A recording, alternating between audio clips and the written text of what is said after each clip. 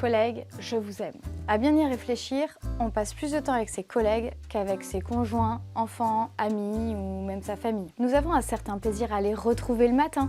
Parfois, on prolonge même par un pot ou un resto après le bureau. D'une certaine manière, nous aimons ou nous pouvons aimer nos collègues. Traite toujours autrui comme une fin et non seulement comme un moyen, telle est la maxime de Kant. C'est une loi universelle, base de toute relation entre êtres humains. Et c'est de ce fait une condition essentielle à l'amour, étant entendu ici au sens universel. Au travail, cette distinction prend toute son importance, car plus qu'ailleurs, les deux types de relations existent et s'entremêlent. Pour éviter les déceptions, il est important de distinguer les relations politiques des relations d'affection. Du point de vue kantien, la relation peut devenir malsaine si la personne est traitée exclusivement comme un moyen ou quand une ambiguïté est instaurée, comme dans la fable du corbeau et du renard. On peut apprécier quelqu'un et attendre de lui quelque chose. L'important est qu'il n'y ait pas de confusion entre la fin et le moyen, entre l'utilité et l'affection. Dans le dialogue du banquet, Platon distingue trois formes d'amour. L'amour éros, c'est-à-dire l'amour passion physique, l'amour agapé, c'est-à-dire l'amour universel, et puis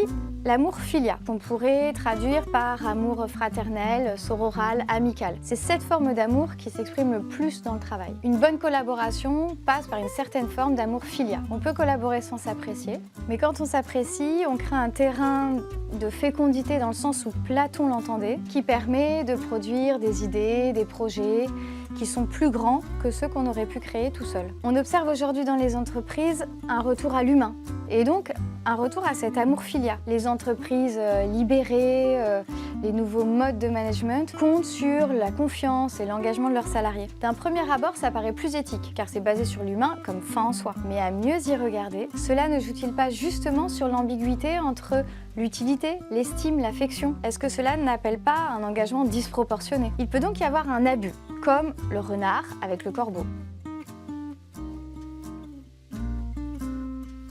T'es sûr pour le pull, c'est pas un peu too much?